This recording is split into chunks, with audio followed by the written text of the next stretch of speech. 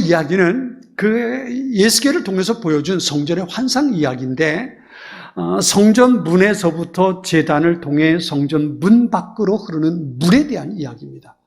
그 물이 나중에 어디로 흘러가냐면 아라바 바다로 흘러갔다 그랬어요. 그게 사해 지역을 말하거든요.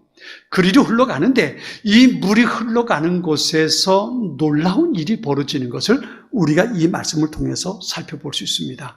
어떤 일이 벌어지나요?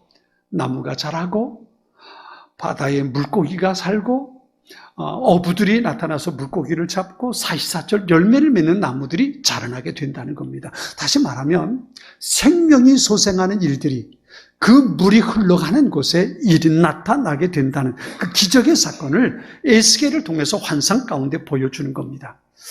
우리가 생각할 수 있는 대로 이 성전은 물론 하나님이 계신 곳입니다. 하나님이 임재하시는 곳이지요. 그리고 성전 문지방에서 흘러나오는 물이 죽은 땅과 바다를 살리게 되는데요. 이건 다시 말하면 하나님의 은혜가 죽은 영혼을 살리고 소망 없던 자들에게 소망을 더해준다는 소중한 은혜가 임한다는 것을 보여줍니다. 그러니까 하나님에게 생명을 살리는 은혜가 있고 하나님에게만이 참된 소망이 있다는 메시지를 이 에스겔 선지자를 통해서 보여주는 겁니다. 사실 어떻게 보면 이 에스겔 선지자가 봤던 성전 문에서부터 흘러내리는, 그래서 생명을 소생하게 하는 이 역사는 우리 믿음의 사람들이 이미 겪고 사는 일이라고도 볼 수 있습니다. 왜냐하면 성경에서 말하는 것처럼 우린 죽은 자였다가 살아나지 않았습니까? 육신의 죽은 자가 아니라 우리 영적으로 죽은 자였잖아요. 성경은 그렇게 설명하지 않습니까? 우리가 예수님을 믿지 않을 때에 우린 이미 죽은 자였고 소망 없는 자였고 예수님을 믿었을 때 우리 안에 생명이 주어졌다고 말합니다. 사도 바울이 예배석 교회에 보낸 편지에서 이렇게 말합니다. 본질상 우리는 진노의 자식이었고 죽었다고 설명하잖아요. 바울은 로마서 교회에 보낸 편지에서 이렇게 말합니다. 나는 죄인의 우두머리고 나는 참으로 비참한 사람입니다. 누가 나를 이 사망의 몸에서 구원할 수 있겠습니까? 바울이 스스로 자신에 대해서 그렇게 결규하고 있는 모습을 볼 수 있습니다. 이 말을 들으면서 나는 아니라고, 나는 그렇지 않다고 손살에 칠 사람이 있을까요? 그렇죠? 나는 바울과 같지 않다고, 나는 비참한 존재 아니라고, 난 의인이라고 말할 수 있는 사람이 세상에 어디 있겠습니까?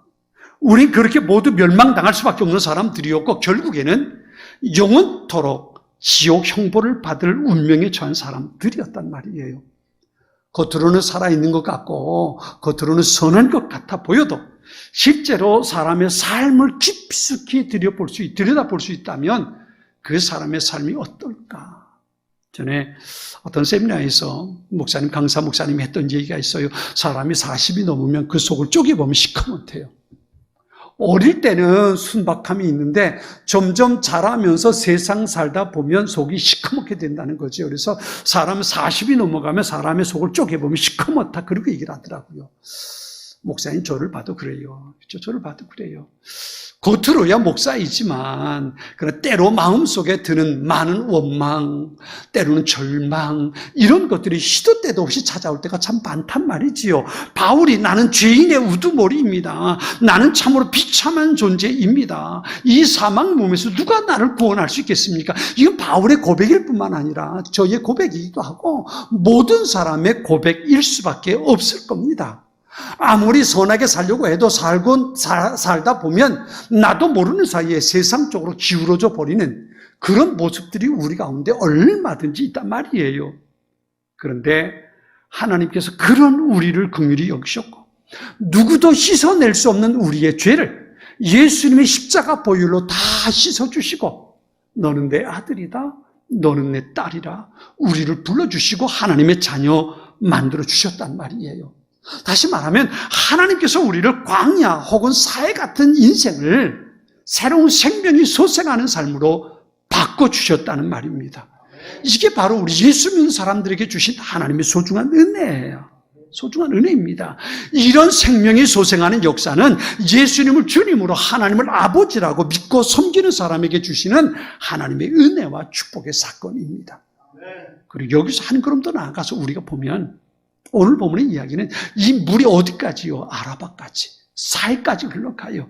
그리고 거기서 죽은 바다를 소생시키는 놀라운 일이 벌어지는 것을 우리가 여기서 볼 수 있는 겁니다.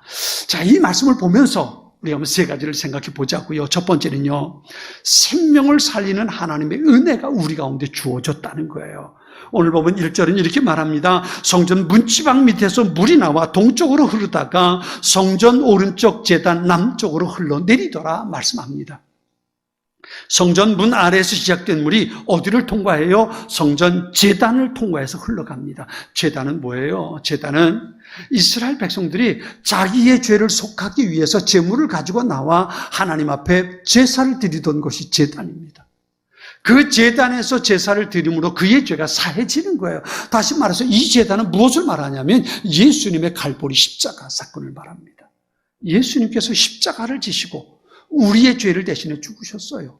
우리의 죄가 어디서 깨끗하게 사함받을 수 있을까요? 그것은 바로 예수님의 십자가입니다. 예수님의 십자가를 통하지 않고선 우리의 죄는 결코 사함받지 못합니다. 이게 바로 성전 문에서부터 흘러나온 그 물이 흘러가는 제단을 말하는 겁니다. 우리가 예수님을 믿을 때에 예수님의 십자가를 붙들고 나의 죄 때문에 주님 고난 당하셨음을 믿음으로 고백할 때 우리의 죄가 사함받고 우리가 영원한 생명을 얻습니다. 예수님 십자가 옆에서 함께 사형을 당하던 강도가 그러지요. 오늘 당신의 나라에 임할 때에 나를 기억해 주십시오. 예수님 그 강도에게 말씀하십니다. 오늘 내가 나와 함께 낙원에 있으리라. 여러분, 예수님의 십자가를 붙들고 나를 불쌍히 여겨 주십시오라고 고백하는 그 사람에게 예수님 동일하게 말씀하십니다. 내가 오늘 나와 함께 낙원에 있으리라. 여러분, 이 고백을 듣고 예수님의 십자가 보혈로 인해 죄 사함 받고 새로운 생명을 얻은 자로 살아가는 저와 여러분 우리 모두가 될 수 있길 바랍니다. 그러면 두 번째로 이 생명을 살리는 은혜를 누리는 사람은 어떤 사람일까요?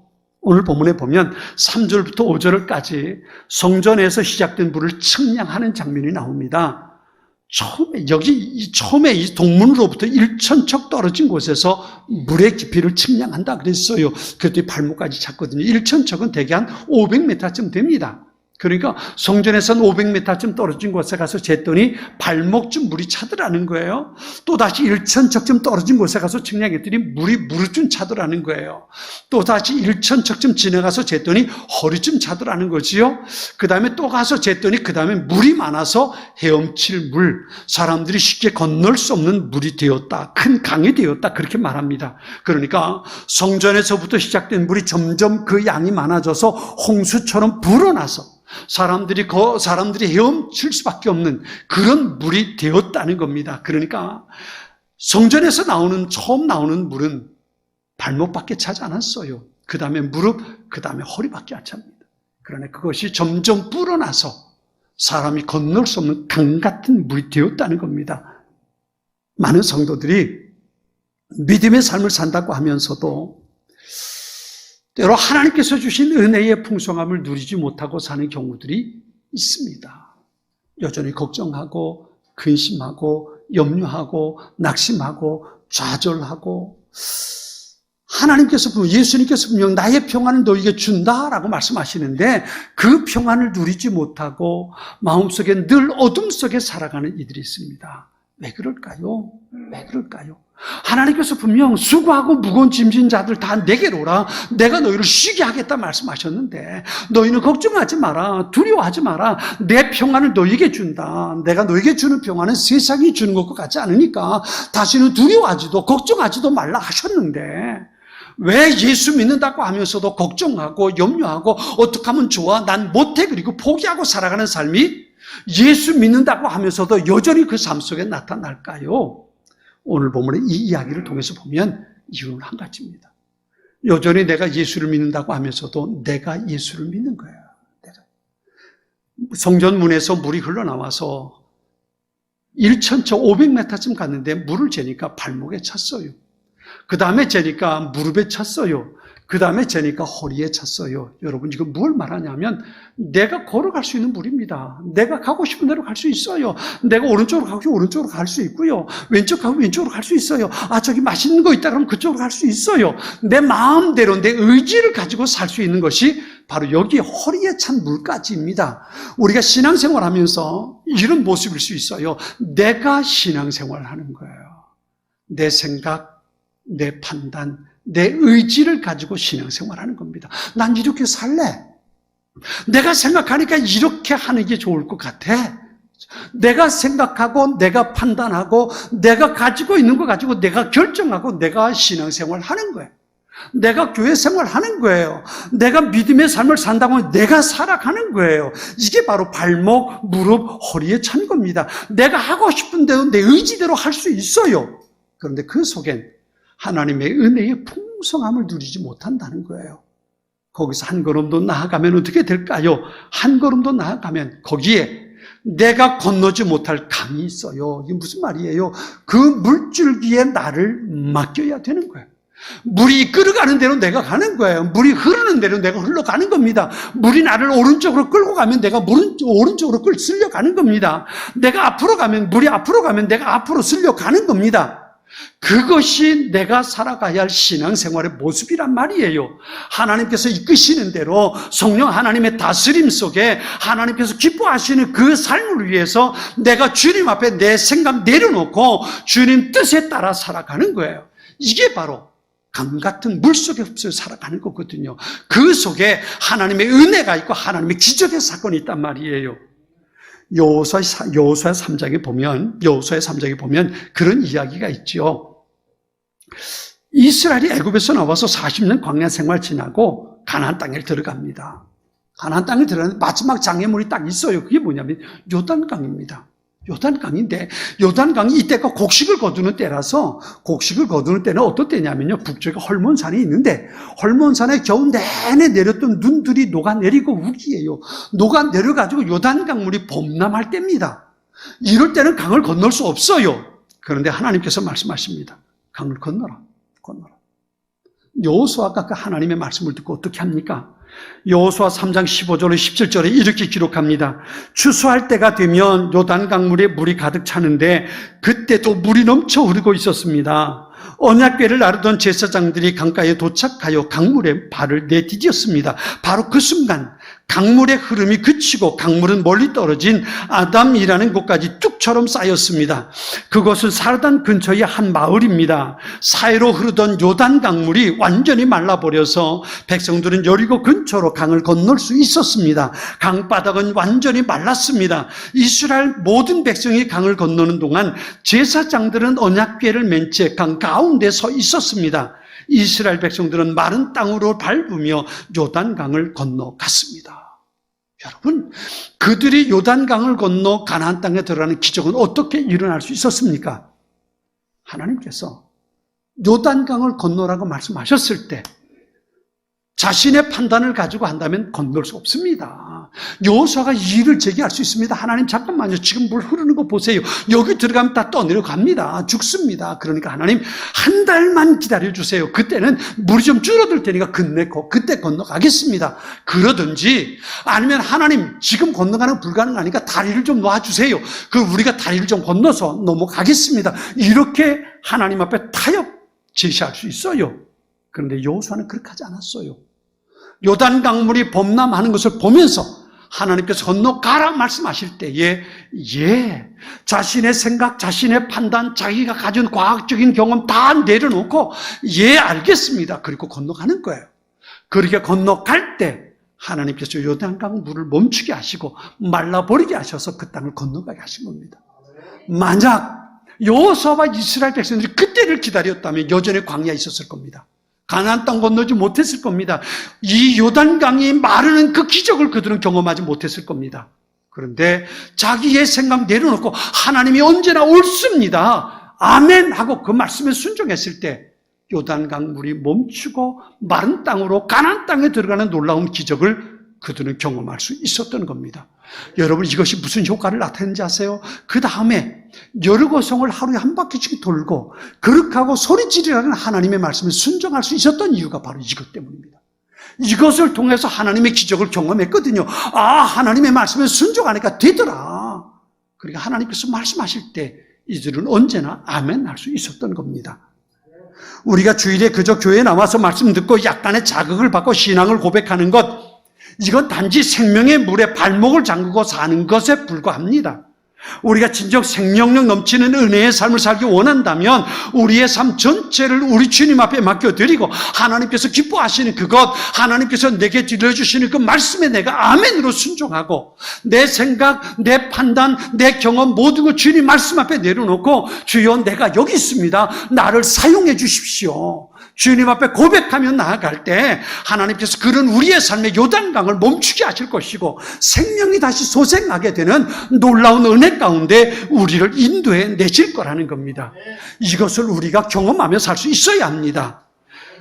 복음서에 예수님께서 행하셨던 많은 기적 가운데 오병이어의 기적 우리가 잘 알지요. 보리빵 5개, 물고기 2마리 가지고 5,000명이 넘는 사람을 다 배불리 먹고 12바구니가 남겨요. 여러분, 이 기적이 어떻게 일어났습니까? 빌립이 말합니다. 선생님, 이거 불가능합니다. 이런 일은 일어날 수 없습니다. 이건 우리가 감당할 수 있는 일이 아닙니다. 안 됩니다. 라고 거절합니다. 그런데 한 소년이, 한 아이가 자기가 먹을 작은 보리빵 5개 하고 작은 물고기 2마리 가지고 나옵니다. 안드레가 그것을 가지고 예수님께 옵니다. 그러면서 이렇게 말합니다. 선생님, 여기 얘가 이거 가지고 나온 게 요거 있는데 이것 가지고 무슨 일이 가능하겠습니까? 이건 너무 부족할 것 같습니다. 그런데 그럼에도 불구하고 그것 가지고 주님 앞에 나왔을 때 예수님께서 그것을 손에 드시고 하나님 앞에 감사 기도하고 제자들에게 나누어 줬을 때 그것이 거기 있는 수많은 사람들을 배불리 먹이고 12바구니가 넘치는 귀한 기적의 역사가 나타났던 겁니다. 사랑하는 성도 여러분, 발목이나 무릎까지만 담그지 마세요. 여러분 전부를 하나님의 은혜에 담궈야 돼요. 내 생각, 내 경험, 내 지식 가지고 신앙생활 하는 거 아니에요. 내가 신앙생활 하는 거 아니란 말이에요. 내가 하나님 앞에 내 삶을 맡겨놓고 주님 나를 인도해 주십시오. 내 생각은 이것밖에 되지 않지만 내가 판단해 볼 때 이건 도무지 불가능한 것 같지만 하나님께서 기뻐하시는 일이라면 주님 사용해 주십시오. 주님 앞에 우리의 삶을 내려놓았을 때 하나님께서 그런 우리의 삶을 강처럼 흘러내리는 성령의 충만함 가운데 떠내려가게 하실 것이고 거기서 생명이 소생하는 놀라운 기적의 역사를 경험하게 된다는 겁니다. 이 일이 저와 여러분의 삶 가운데 우리 교회 공동체 안에 일어날 수 있게 되기를, 경험할 수 있게 되기를 축원합니다. 세 번째는요, 이 일들이 그 다음에 어떻게 벌어지는가 보세요. 6절부터 12절까지 있는 말씀 보면요, 이 물이 흘러서 어디로 가냐면 아라바 바다로 흘렀다 그랬어요. 이 아라바 바다가 어디를 말하냐면요, 오늘 보면 8절에 이렇게 말하거든요. 그가 내게 이르시되 이 물이 동쪽으로 향하여 흘러 아라바로 내려가서 바다에 이르리니 이 흘러내리는 물로 그 바다의 물이 되살아나리라 그랬어요. 여기 그 물이 되살아난다는 말은 그 물은 죽은 물이라는 겁니다. 이게 아라바가 그래서 어디냐면 동쪽으로 흘러서 간 곳이 어디냐면 사해 바다입니다. 죽음의 바다입니다. 그래, 놀랍게도요, 성전에서부터 그 물이 흘러나와서 이 아라바 사이에 이르렀을 때에 죽은 바다의 물이 되살아날 것이라고 말씀하는 겁니다. 이것이 얼마나 놀라운 일입니까? 죽은 바다가 살아난다. 어떻게 해요? 성전에서부터 흘러나오는 생명의 물이 거기에 이르렀을 때에 죽은 물이 살아난다는 겁니다. 뿐만 아니라 오늘 12절 말씀 보세요. 12절 말씀 우리 같이 한번 읽어볼까요? 자, 12절 말씀입니다. 자, 같이 읽습니다. 강 좌우가에는 각종 먹을 과실나무가 자라서 그 잎이 시들지 아니하며 열매가 끊이지 아니하고 달마다 새 열매를 맺으리니 그 물이 성소를 통하여 나옴이라. 그 열매는 먹음만 하고 그 잎사귀는 약재료가 되리라. 아멘. 이게 무슨 말이에요? 죽음의 바다가 살아있는 바다가 되고 죽은 땅이 생명을 소생하는 땅이 된다는 거예요. 여러분, 이런 일이 어떻게 일어날까요? 성전에서 나온 물이 흘러가는 그곳에 그런 일이 일어난다는 거예요. 여러분 잘 들으세요. 오늘 본문에 보면 6절에 그렇게 말씀하세요. 내가 이것을 보았느냐? 내가 이것을 보았느냐? 그럽니다. 예스겔 선지자에게 보여주었던 이 성전에서 흘러나오는 물의 환상을 보았냐는 겁니다. 이건 단순히 눈으로 본 것을 말하는 게 아닙니다. 이 환상의 의미를 내가 알았느냐라는 이야기입니다. 환상의 의미가 뭘까요? 우린 이미 성전 문에서 흘러나와 제단을 통해서 흘러나오는 물을 통해서 생명이 소생된 것이 우리들입니다. 예수님의 십자가 사건을 통해서 구원함을 얻었고 영원한 생명을 얻은 것이 저와 여러분의 삶의 모습입니다. 우리 이미 하나님을 아버지라 부르는 사람들이 되었습니다. 이제 우리에게 중요한 사명이 있습니다. 그게 뭐냐면 죽은 바다를 살리는 일입니다. 죽은 땅의 생명을 소생하게 하는 일입니다. 아라바 바다, 죽은 바다입니다. 그 바다가 살아날 수 있는 이유는 한 가지입니다. 거기에 생명의 물, 성전에서 나온 그 물이 거기에 이를 때에 죽은 바다가 살아나고 물고기가 살아나고 죽은 땅이 씨앗이 싹이 나고 자라서 사계절 생명을 잉태하는 그런 땅이 될 수 있다는 거예요. 무슨 말입니까? 예수의 생명을 얻은 우리가 죽어서 사해 바다와 같은 죽은 영혼들에게 그 은혜의 소식을 전하고 그 소식이 전해질 때에 그들의 영혼이 다시 살아나는 역사가 일어나게 된다는 겁니다. 내가 하나님의 은혜를 경험했다고 내가 그 자리에 머물러 있는 게 아닙니다. 내가 받은 은혜 나로부터 또 흘려보내는 겁니다. 어디로요? 사해로, 죽음의 바다로 생명을 잃어버린 사람들에게 하나님께서 내게 주신 이 생명의 말씀을, 이 은혜의 말씀을 흘려보내는 겁니다. 그럴 때에 흘러간 그 물이, 그 은혜가 그들의 생명을 다시 소생시키는 놀라운 일들을 이루어 가게 된다는 겁니다. 이 말 속에는요, 내가 그들을 살리는 게 아닙니다. 우린 단지 그렇게 흘려보내는 겁니다. 내가 흘려보내는 그 은혜의 말씀, 내가 흘려보내는 예수의 생명을 통해 그 생명을 맞이하는 그들의 생명이 다시 소생하게 될 겁니다. 그들의 인생의 소망이 솟아나게 될 거고요. 그들의 삶 속에 하나님의 역사가 나타나게 될 것이라는 겁니다. 이것을 우리가 잊지 말아야 합니다. 오늘 선지자를 통해서 이 메시지를 보여주는 겁니다. 내가 이것을 보았느냐? 여러분 이것을 깨달을 수 있게 되길 바랍니다. 내게 주신 소중한 생명의 말씀을 내가 여전히 죽음 가운데 있는 사해바다 같은 그들에게 흘려보내는 것, 이것을 우리가 하는 겁니다. 이것이 바로 하나님을 기쁘시게 하는 일이고 우리에게 소중한 은혜를 베풀어 주신 하나님을 기쁘시게 하는 일이 바로 이것입니다. 풍성한 은혜를 나만이 아니라 여전히 죽은 영혼으로 사해 같은 인생을 살고 있는 사람들에게 그것을 나누어 줄 수 있는 우리의 삶이 될 수 있어야 한다는 겁니다. 은혜는 나누면 나눌수록 커지고 풍성해지는 겁니다. 다음 주일 우리는 하나님께서 기뻐하실 일들을 우리가 할 수 있기를 위해서 기도해 왔습니다. 빈손이 아니라 또 한 사람의 손을 잡고 함께 예배 자리 나와 하나님 앞에 예배하고 우리가 줄 수 있는 최고의 선물을 그 사람에게 줄 수 있는, 하나님께서 내 영혼에 부어주신 성전에서 제단을 통해 흘러나온 생명을 소생하게 하는 그 소중한 은혜를 그들에게도 나눠줄 수 있는 축복의 자리 함께 만들어 볼 수 있길 바랍니다. 예수님께서 주신 생명의 풍성한 은혜를 내가 풍성하게 누릴 뿐만 아니라 그것을 죽음의 삶을 소망 없이 살아가는 사람들에게 그것을 나누어 주어서 하나님께서 기뻐하시는 아름다운 삶을 내가, 그리고 나와 더불어 그 사람이 함께 살아가는 귀한 은혜의 역사가 우리 모두에게 있게 되기를 축원합니다.